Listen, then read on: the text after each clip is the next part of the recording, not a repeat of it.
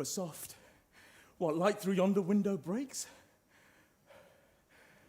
It is the east, and Juliet is the sun.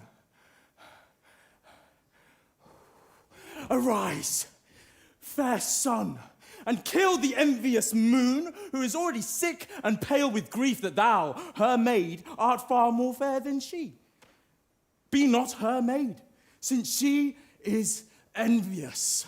Her vestal livery is but sick and green, and none but fools do wear it. Cast it off. Hey, it is my lady. Ooh. It is my love. Oh, that she knew she were. She speaks, yet she says nothing. What of that? Her eye discourses. I will answer it. I am too bold. 'Tis not to me she speaks. Two of the fairest stars in all the heaven, having some business, do entreat her eyes to twinkle in their spheres till they return. What if her eyes were there, they in her head? The brightness of her cheek would shame those stars. See how she leans her cheek upon her hand? That I were a glove upon that hand, that I might touch that cheek. Ay me. She speaks. Oh! Speak again, bright angel, for thou art as glorious to this night, being o'er my head, as is a winged messenger of heaven, unto the white, upturned, wondering eyes of mortals that fall back to gaze on him, when he bestrides the lazy puffing clouds and sails upon the bosom of the air. Oh, Romeo, Romeo, wherefore art thou Romeo? Deny thy father and refuse thy name, or if thou wilt not, be but sworn my love, and I'll no longer be a Capulet. Oh, shall I hear more? Shall I speak of this? 'Tis but thy name that is my enemy. What's Montague? It is nor hand, nor foot, nor arm, nor face, nor any other part belonging to a man. Oh, be some other name. What's in a name? That which we call a rose by any other word would smell as sweet. So Romeo would, were he not Romeo called, retain that dear perfection which he owes without that title.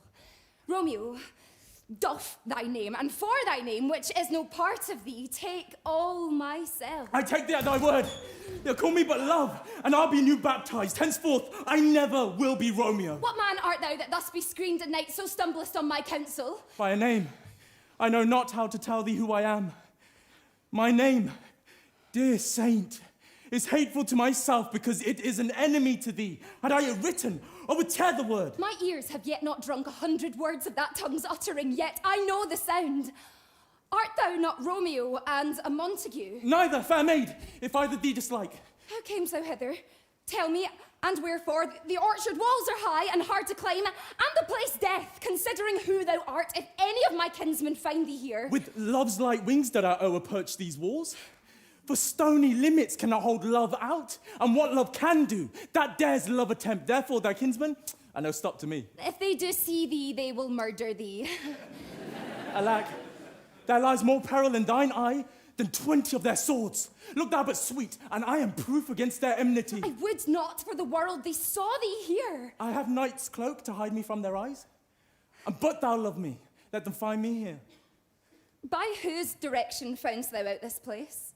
By love, that first did prompt me to inquire.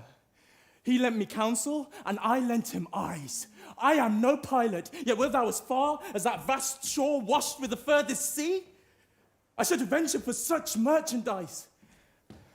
Thou knowest the mask of night is on my face, else would a maiden blush bepaint my cheek for that which thou hast heard me speak tonight. Fain would I dwell on form, fain deny what I have spoke, but farewell compliment, dost thou love me? I know thou wilt say aye, and I will take thy word, yet if thou swearest thou mayst prove false at lovers' perjuries, they say Jove laughs. Oh, gentle Romeo, if thou dost love, pronounce it faithfully, or if thou thinkst I am too quickly won, I'll frown and be perverse and say thee nay, so thou wilt woo, but else not for the world. In truth, fair Montague, I am too fond, and therefore thou mayst think my behaviour light. But trust me, Gentle man, I'll prove more true than those that have more coying to be strange. I should have been more strange, I must confess, but that thou overheardst, ere I was ware my true love's passion. Therefore pardon me, and not impute this yielding to light love which the dark night hath so discovered. Lady, by yonder blessed moon, I vow that tipped with silver all these fruit tree Oh, tops. swear not by the moon, the inconstant moon that monthly changes in her circled orb, lest that thy love prove likewise variable.